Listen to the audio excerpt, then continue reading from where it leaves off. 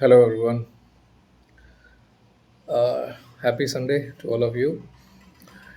In physics, there is a term which is called resistance, और ये word हमारे life से भी जुड़ा है, हमारे ब्रेन से, हमारी बॉडी से, और मुझे लगता है जहाँ तक मैं देख पाता हूँ, मेरा ऑब्जर्वेशन है, ये टर्म बहुत सारी चीज़ों में मुझे नज़र आता है.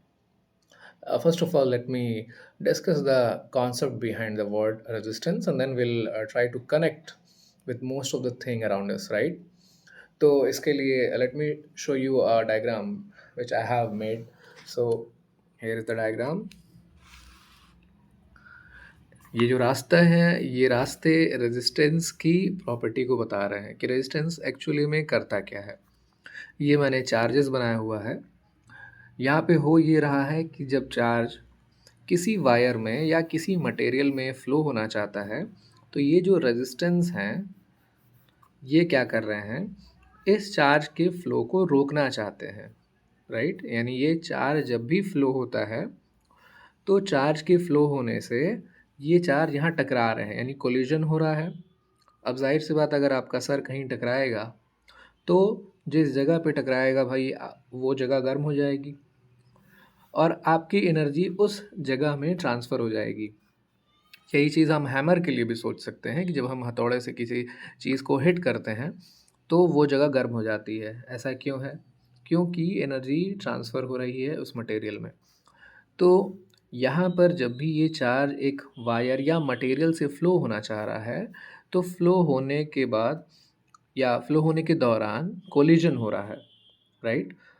और कोलिजन होने से एनर्जी में लॉस हो रहा है, और वो एनर्जी एक्चुअली में जा कहाँ रही है, तो वो जा रही है इस वायर में या इस मटेरियल में, राइट?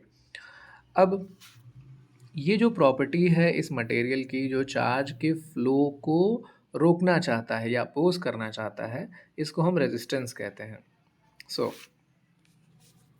इन शॉर्ट हम ये कह सकते हैं कि रेजिस्टेंस किसी भी मटेरियल की ऐसी प्रॉपर्टी होती है जो कि चार्ज के फ्लो का अपोज करती है, यानी विरोध करती है.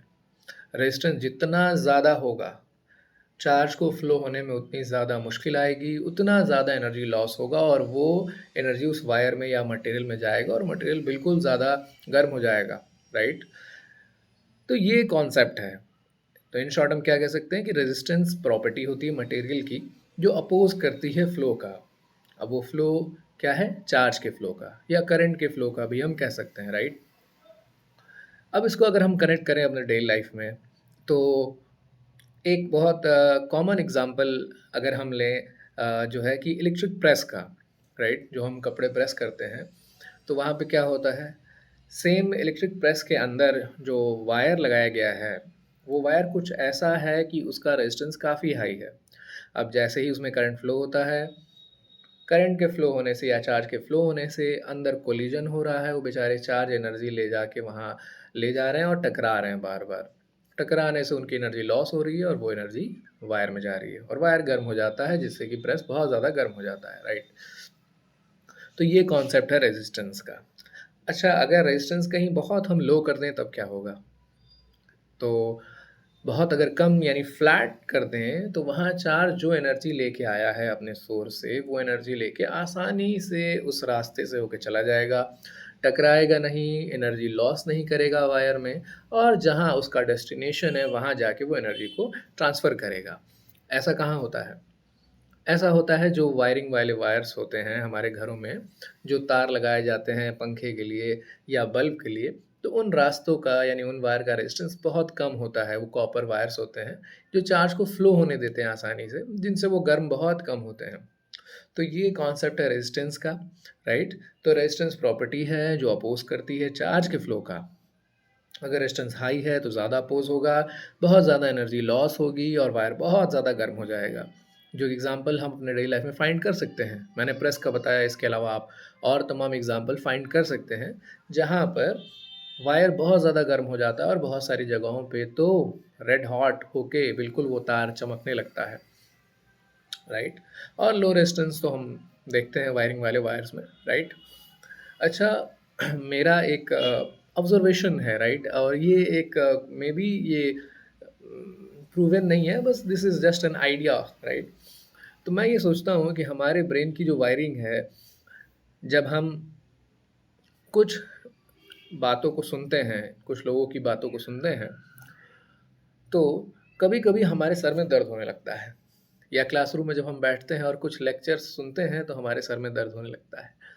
अब आप सोचिए, इसका मतलब आपके ब्रेन में जो वायरिंग है, यानी आपके ब्रेन में रेजिस्टेंस एक्सट्रीमली हाई हो गया है, जिससे कि जो फ्लो हो रहा है वर्ड्स का, वो उसका अपोज़ कर रहा है, जिससे कि वो एनर्जी लॉस कर रहे हैं और वो एनर्जी आपके ब्रेन में जा रही है और सर बिल्कुल गर्म हो गया और सर में दर्द होने लगा। और वहीं कुछ लेक्चर्स यानी कुछ टीचर्स ऐसे हैं जिनको जब हम सुनते हैं, तो हम बहुत आसानी से उन्हें सुनते जाते हैं और वक़्त का पता नहीं चलता और हम बहुत आसानी से चीज़ों को सीख जाते हैं। इस केस में क्या हो रहा है?